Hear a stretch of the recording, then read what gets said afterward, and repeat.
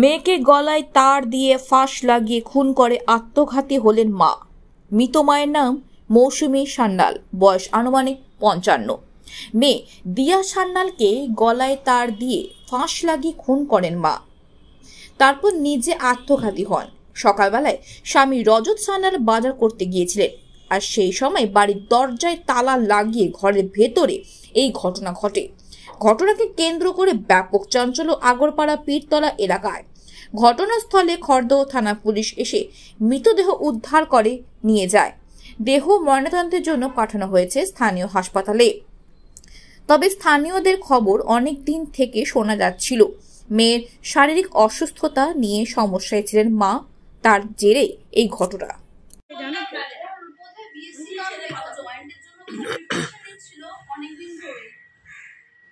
কোনো পুজো পাঠ এরকম করতো? কোনোদিন করেছে? কোনোদিন দেখিনি। ওদের এই যে জানলা বন্ধ দেখছেন না, এরকম জানলা বন্ধই থাকে, মানে ওরা মেলামেশা করে না। না কখনো সখনো ধরুন ওই জানলা খুলে একটা কিছু এলো, ধরুন দিতে গেছে কথাবার্তা বলবো, তখন আমাদের সাথে দেখা হলো এই কাকিমা কেমন আছে, কি করছো, কি রান্না হয়েছে, যা হয় আর কি। কত বছর ধরে আছে তোমাদের? মানে সেটা বলতে পারবো না, কারণ আমরা ভাড়া এসেছি জাস্ট 1.5 বছর হয়। ও আচ্ছা। তার আগে থেকে আমরা আসা থেকে এইটা কি ওদের নিজেদের বাড়ি না রেন্টেড বোধহয়? রেন্টেড। ওপরে ল্যান্ডলর্ড, কিন্তু ল্যান্ডলর্ডরা এখানে থাকেন না।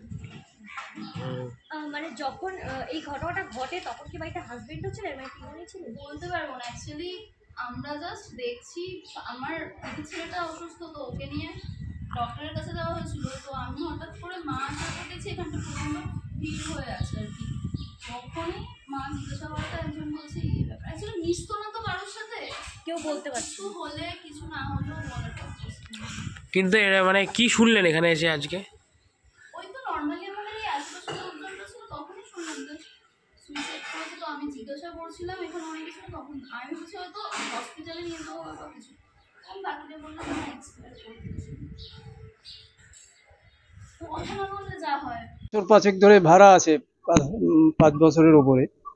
ভদ্রলোক খুব, আমি যতদূর আমার এখানে আসতো কিনতে মাঝে সাঝে, খুব নিরীহ ভদ্রলোক, এবং গলার আওয়াজও জোরে কোনো সময় শুনিনি। ভদ্রলোক বলতো যে এরকম পেনশন পাইনি, পয়সার সমস্যায় আছি। কিসে কাজ করতে হলো? উনি রাইটার্সে, কোন ডিপার্টমেন্টে কাজ করতো সেটা আমি জানি না, রাইটার্সে কাজ করতো। তো উনি বলতো যে নবান্নে শিফট হওয়াতে আমার কাগজপত্রের গন্ডগোল হয়ে গেছে, এদিক ওদিক হয়ে গেছে, চালু করতে পারিনি। তারপরে এই বছরখানেক হলো জিজ্ঞেস করলাম, তখন বলছে যে হ্যাঁ এখন পেয়ে গেছি। তারপরে ওনার মেয়ে সম্বন্ধে ওনার মায়ের একটু বিরক্তি ভাব ছিল, এই কারণে যে মা নার্ভের সমস্যা ছিল মেয়ের, সেই কারণে মাঝে সাঝে বলতো যে ওকে মেরে আমি মরে যাব, এরকম শোনা গেছে, 2-1 জায়গায় বলেছেন। তারপর তো আজকের সকালে এসে উনি বললো যে এইরকম ঘটনা ঘটে গেছে। তারপরে যা হওয়ার হয়েছে।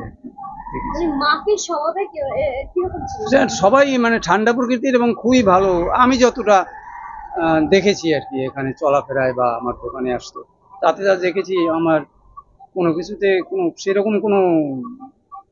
মেয়ে কোথায় পড়তো? মেয়েটা ওই বাগবাজার নিবেদিতায় শুনেছি আর কি।